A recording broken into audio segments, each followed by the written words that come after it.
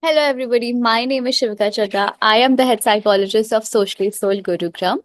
And today we are going to be teaching you the different types of attributes in a psychological setting. Okay. For first, we have to understand the foundation of psychology, the different kinds of psychological attributes and personality types and disorders and the interventions that a psychologist has to go through. Okay, in variations in psychological attributes, we are going to be knowing about the different attributes that a person holds, and a psychologist needs to understand those different kinds of attributes so that they can test it in so that they can assess it, and then they can come out with a problem, or then they can come out with a psychological mental health problem so that we have an intervention to go through it. Okay.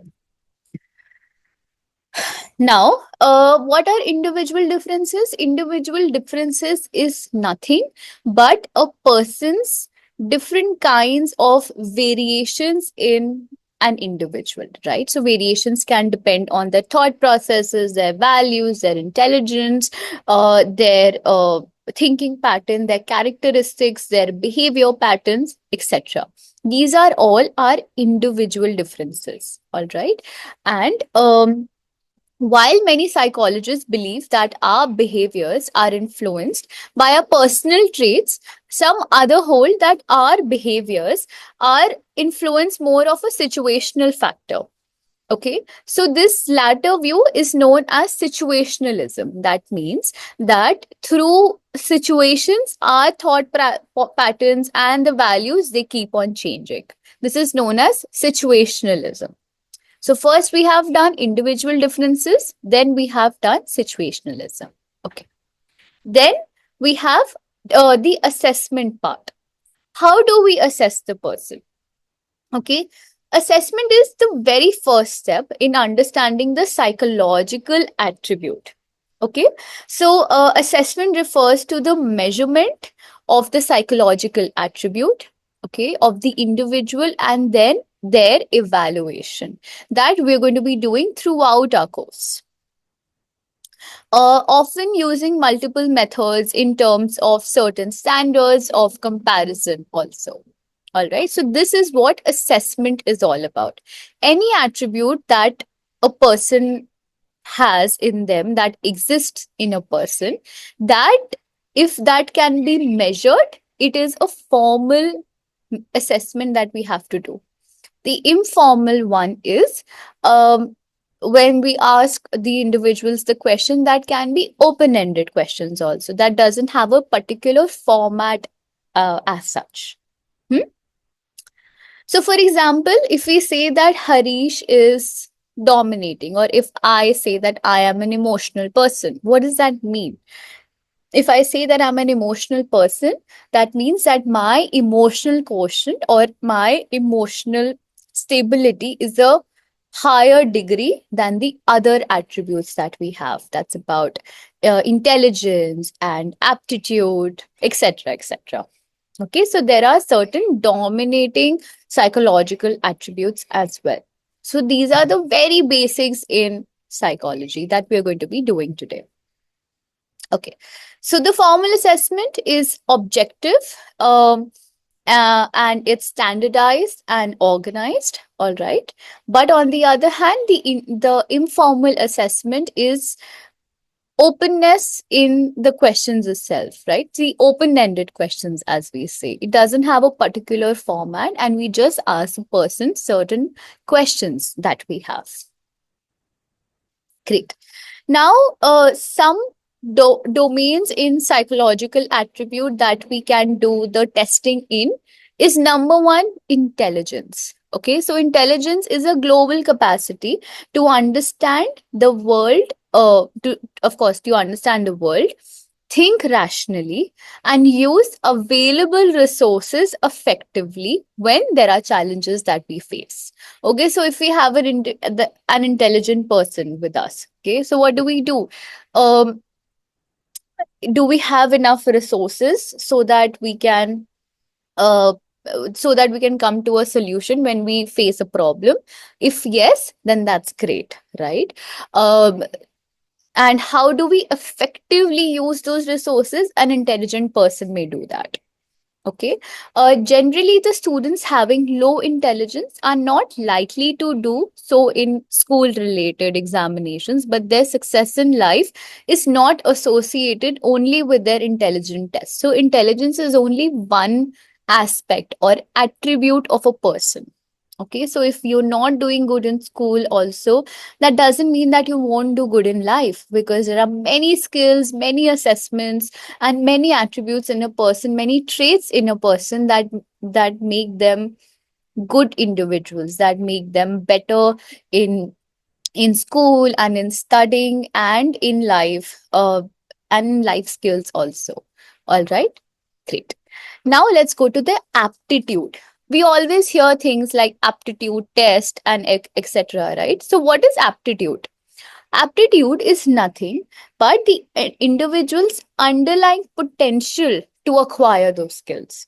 If we have these skills in life, right? But do we have the aptitude to acquire those? That is what aptitude is. The underlying potential, please highlight that. Underlying potential for an individual to acquire skills in life. So aptitude test, we usually do aptitude test whenever we go to a job or before we start college, right? So these are why, because does the person have that potential enough to get through it? Okay, do we have that potential enough to acquire those skills before going to university, before adapting to this job, right? So this is all about the aptitude test. Hmm. So aptitude tests are used to predict what an individual will be and to do if given proper environment and training. Okay. A person with higher mechanical aptitude can profit from appropriate training and can do well in an engineering setting or when they are in an engineering college. All right. So that's what aptitude is. Do they have that mechanical aptitude for it, for an engineering college, or the software skill for it, or the there's so many, right? But see, as you can see very clearly, I didn't have that aptitude for mechanical or engineering or science, so that's why I'm not in engineering. But yes, I had the aptitude for psychology. I love this subject so much. That's why I'm eligible enough to teach it now. I'm eligible enough to know much more in this subject. Okay. Great.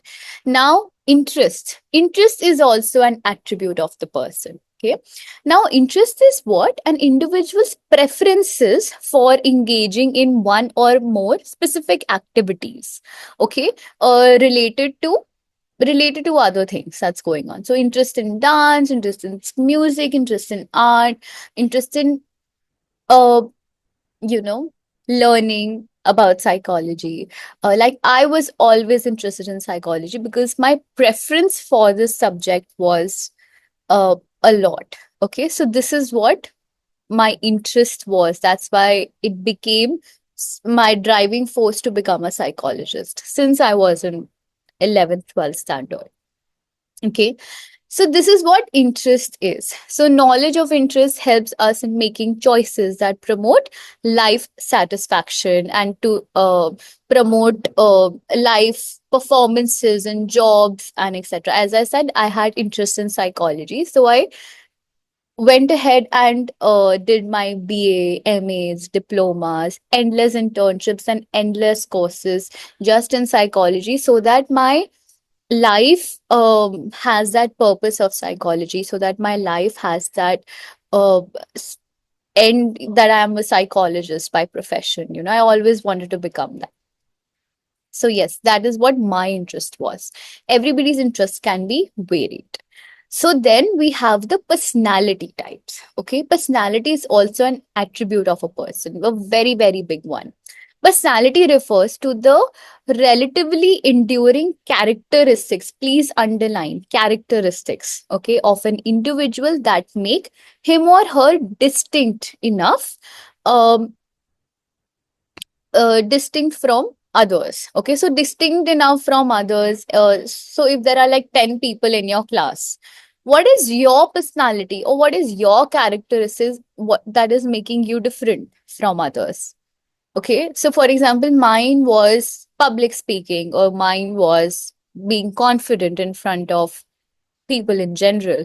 I like talking to people, I like knowing them. Curiosity was a part of my personality trait.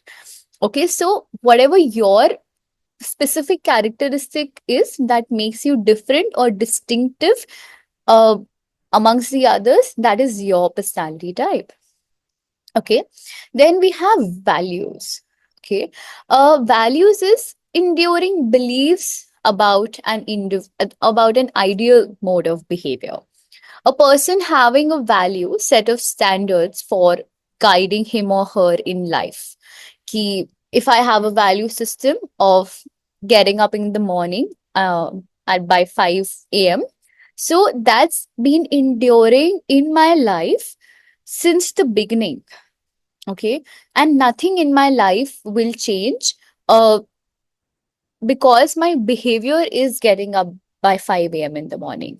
Okay, I'm not saying that it is, but it can be, right? My value system is maybe spending time with my parents, okay, after dinner, or there should be like a half an hour thing, uh, a conversation with them, because that's something which is instilled in me, ki I have to spend time with them. It's in my value system because my actions in life or my behavior is guided through those value systems itself. So that is value. Okay, so what we did here is intelligence, aptitude, we did interest, we did personality, and values. Okay, so these are five kinds of attributes in an individual.